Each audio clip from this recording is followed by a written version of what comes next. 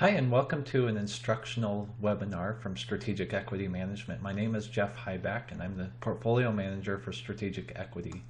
And today we're going to talk about finding the optimum portfolio on the SelectOne platform, something a lot of our advisors have asked us to help them out with as they figure out how to work with the SelectOne platform and which models they should use when they allocate money for their clients' accounts. One of the things that I find fascinating is learning how you can blend models to create an efficient portfolio. Now, we've all heard about the efficient frontier, and one of the things that I've seen happen is that the efficient frontier assumes a rational investor. And what we've learned throughout our studies is that investors, of course, are irrational. So knowing that, we like to use tactical programs inside of a client's account and blend those with some of the more passive or strategic models to help overcome some of the biases that clients might have, especially when they go through a bear market. So today we're going to talk about how you can blend those tactical and passive models to create that risk-efficient portfolio. So the case study that led to this webinar was one from an advisor with Genios, and they wanted us to create an optimized portfolio. And they requested the following maximum allocations.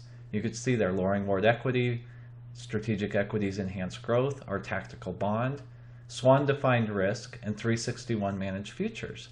And we always ask an advisor to say, what is the maximum amount you would want in any one program? Because we are the first to tell you, we don't think you should put 100% of your money in any model, including at Strategic Equity. There's a reason we have diversified models inside of our own lineup, and we think that advisors are best to take advantage of the different characteristics that models might offer. So the risk profile the advisor asked for was something similar to the Morningstar moderately aggressive portfolio. So we're going to kind of use that as our benchmark point along the way as we look at these portfolios. Now, with the parameters that the advisor gave us, we ran into a couple of problems. The first problem was, if you looked at the allocations, the maximum allocation summed up to 100%. So that left no room to find an optimized portfolio. Whenever you request an optimization from Strategic Equity, you need to make sure you allow for the absolute maximum you'd want to see, and the totals don't need to sum to 100. They can sum to 200% if you want. In fact, we're going to walk through the steps we take to get there, and we start with allowing 100% allocations to any of the one models, and then work down from there. The second problem we ran into, and it's one we're starting to hear more and more of after they've been added to the platform, is 361 Managed Futures has no data prior to 2012.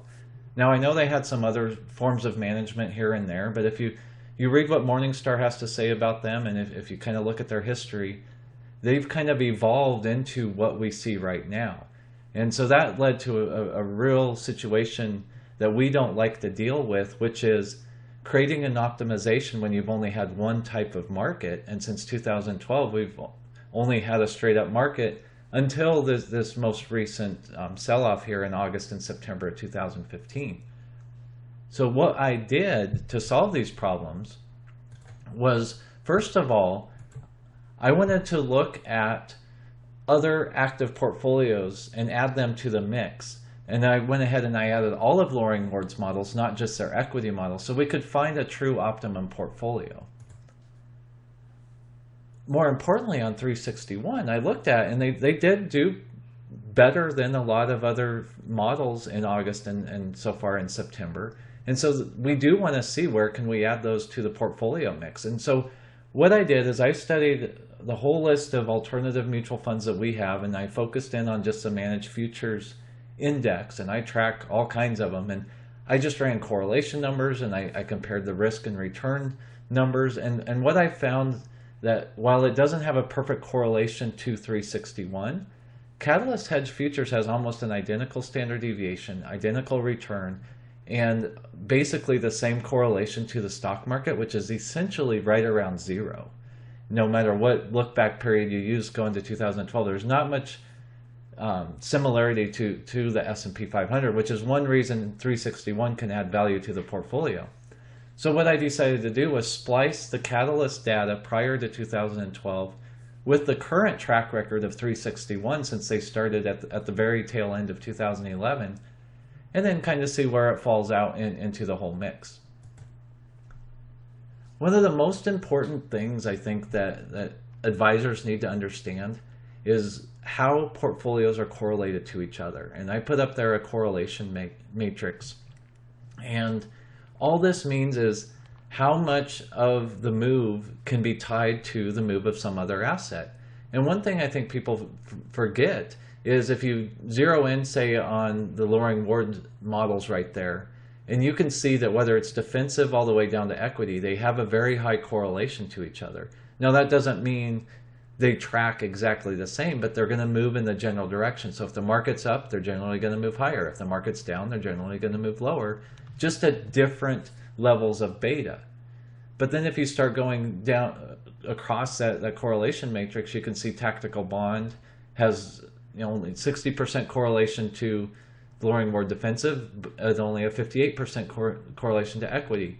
And then you could look at where each of the models correlates to each other. And we will make this slideshow available for download for those of you that want to keep a copy of this. But the important thing, if you look over that managed futures column there, is some of the negative correlations to what Loring Ward is doing. And that's where you can really look to add value inside of a portfolio.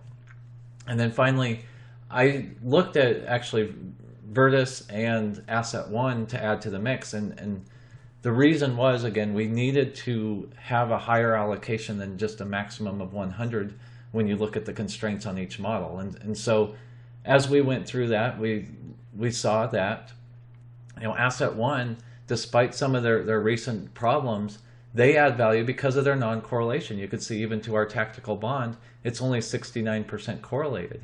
It only has a 42% correlation to the S&P 500. So I wanted to see where it could add value to the mix, given the constraints the advisors had put on the portfolio. Here's where the rubber meets the road, is the value of combining non-correlated models.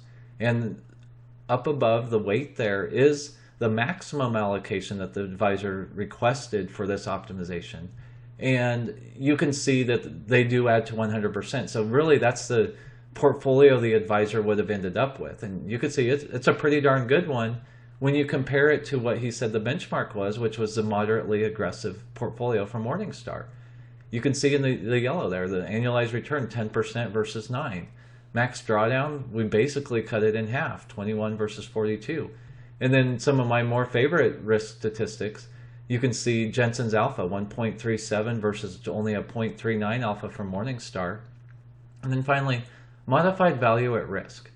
This is something that I really think is a valuable tool. It's not used very often, although in the hedge fund world, they do tend to use this. And I like it for its forward-looking ability, because most of the industry will use something like standard deviation as their measurement of risk. And what modified value at risk does is it takes the standard deviation, but then it looks at the distribution, because most investment returns are not normal. So if you just use the normal standard deviation rules and you say, okay, I'm going to look at a 2 standard deviation move against me and what's my likely outcome, that tends to understate the risk if you're looking at a non-normal distribution. And this becomes really important because just looking at, say, the track record of 361 and comparing it to, let's look at our enhanced growth at EGA there. The max drawdown of EGA was significantly higher than what 361 had, 36% versus 23.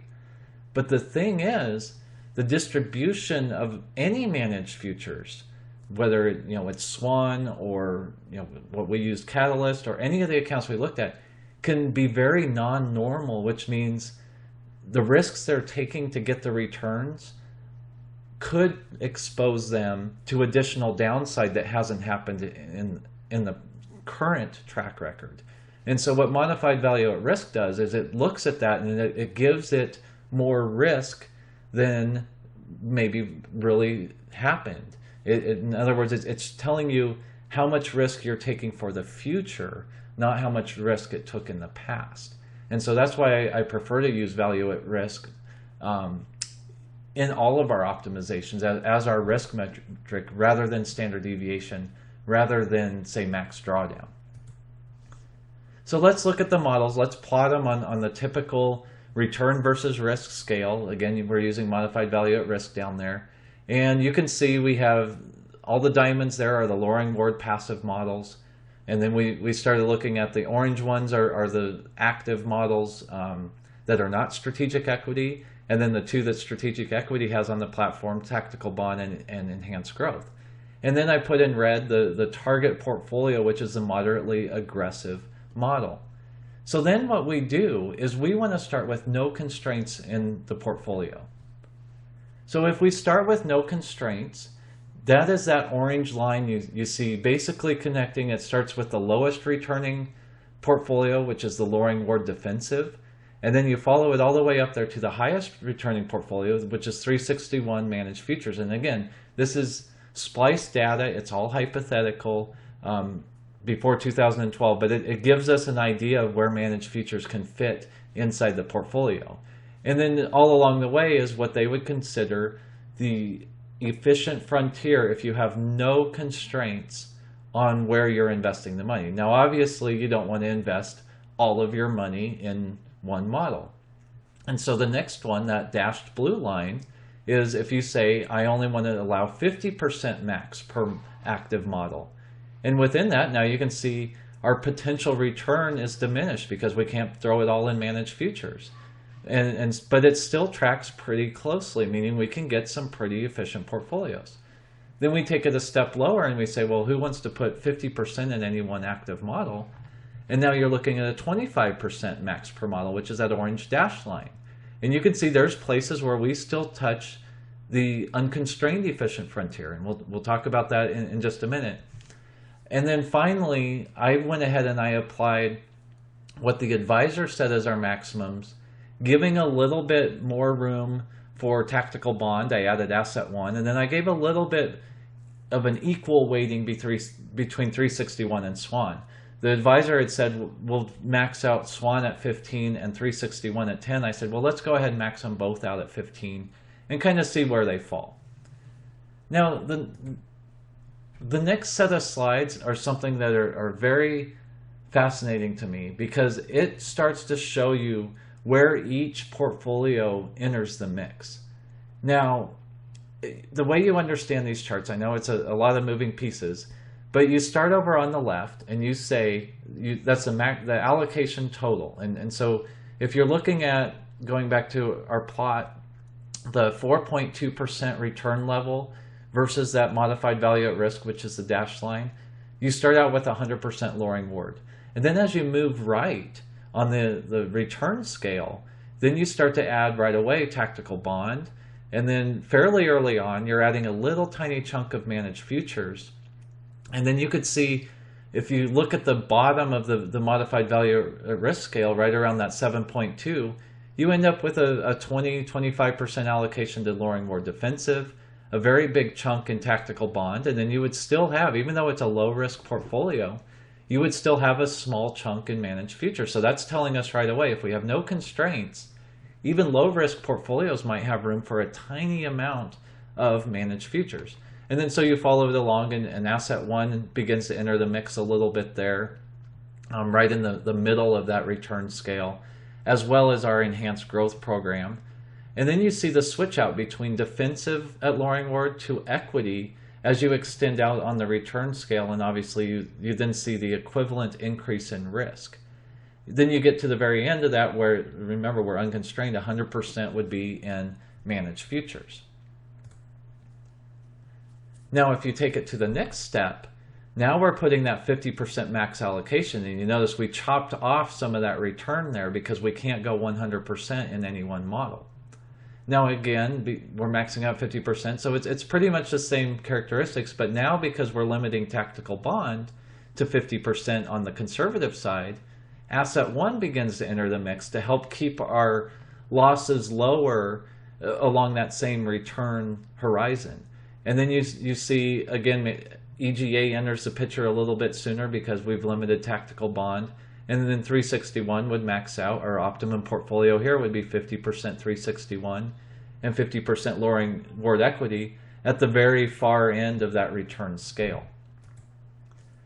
Now, if we knock it down to a 25% max, again, we chop off some of the potential return there on the right. And the same characteristics again happen, where now asset one will enter the mix a little bit sooner on the conservative side. And now finally we start to see SWAN add value right there in the middle there. And you could see that middle of the road portfolio, you could actually end up with tactical bond, enhanced growth, SWAN, 361, and asset one, and a little tiny chunk of lowering ward defensive, and have a pretty good moderate type portfolio. And then once again, because you're maxing out at 25%, you're going to end up with a little bit of 361, a little bit of EGA, a little bit of tactical bond, and then finally lowering ward equity would have a big chunk there. Now, let's look at what the advisors set their constraints. Again, me pushing them a little bit by adding asset one and making that 25%, and then hitting SWAN and 361 and allowing both of them to be 15%. So again, we lose one more bucket of the on the right of the return potential because we're limiting our upside there by keeping us diversified in more than just one model.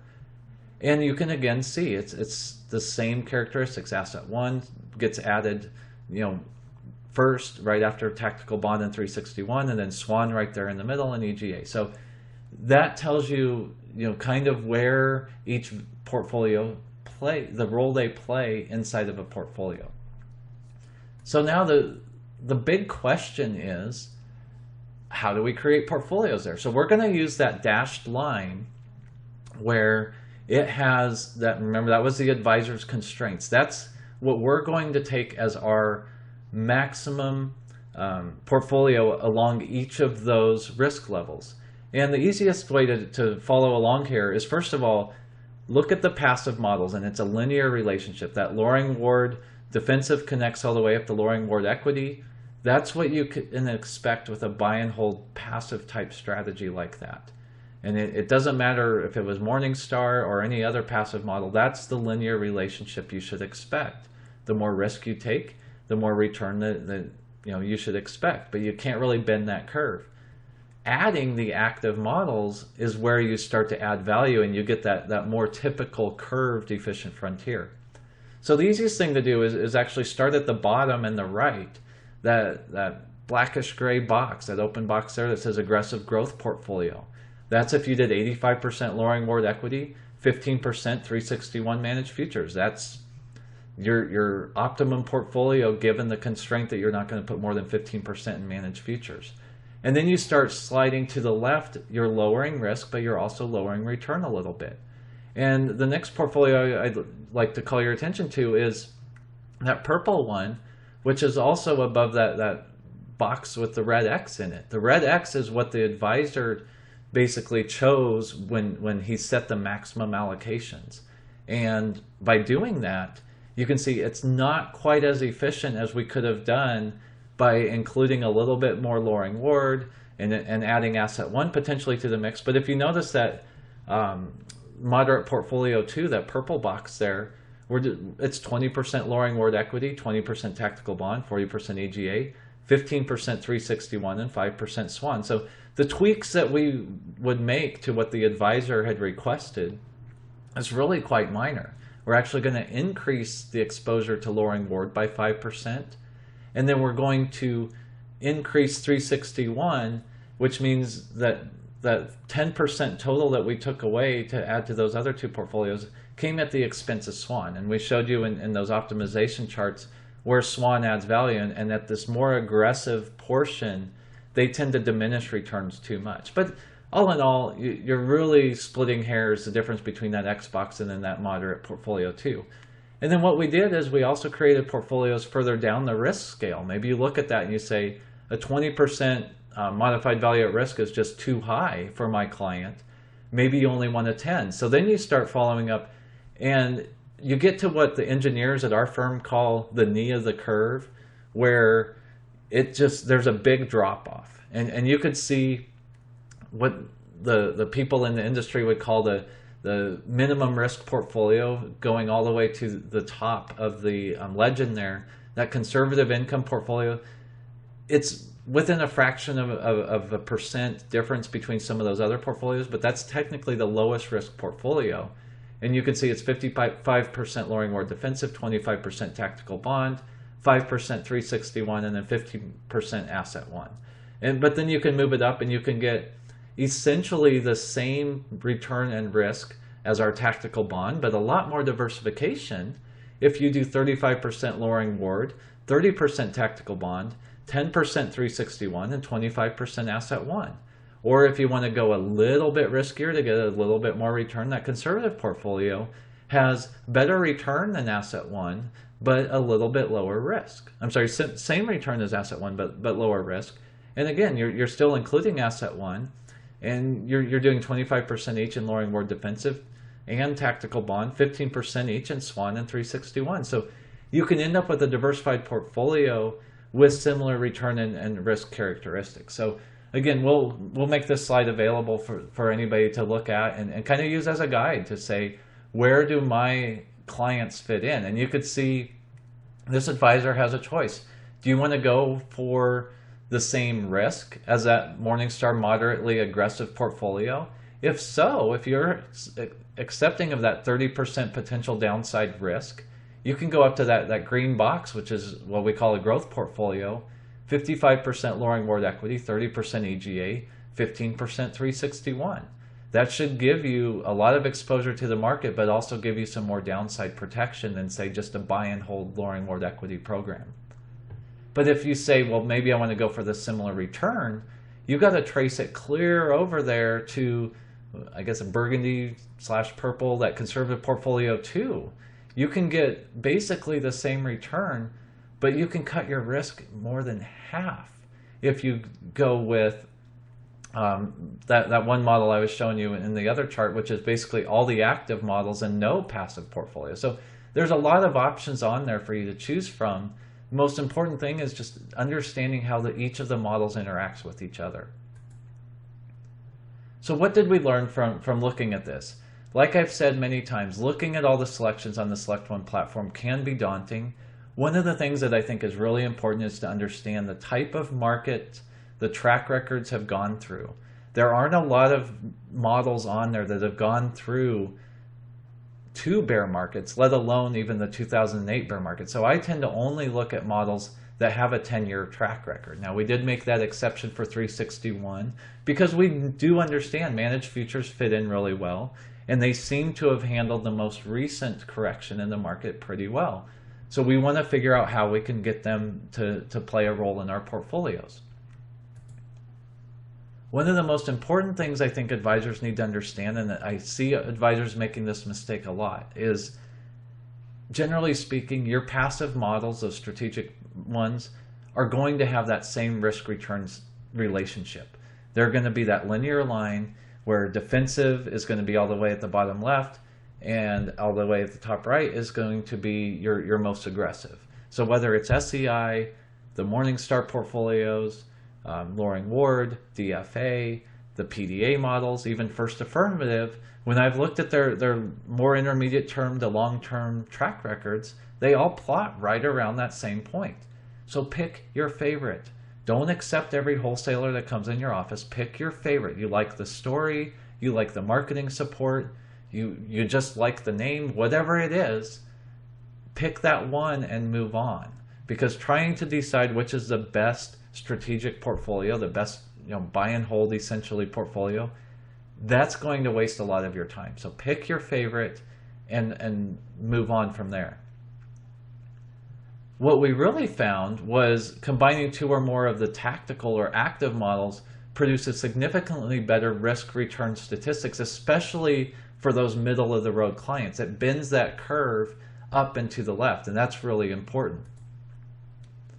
Thirdly, remember what our study showed is the extremes of the passive portfolios are where they play a good role. Some of those middle ones where you're balanced or moderate or conservative, they tend to just kind of water down what they do best. So if you're looking for a passive model, either pick one that is highly defensive, which is probably going to be mostly bonds, or you're going to find a passive manager that's all the way in stocks, like that Loring Ward Equity or Morningstar Aggressive Growth, or whatever the most aggressive one for your growth clients.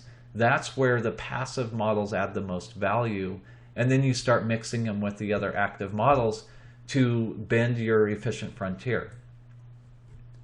Now, adding one to those of you that have attended some of our other meetings, the managed futures component can add a lot of value, but what we learned when we looked at any of the managed futures accounts, when you study the return distribution, we notice it is a non-normal return distribution, which means you can't use just the standard deviation or even the past maximum drawdown when you're calculating what's your future expectations for risk are. So you got to be very careful with that.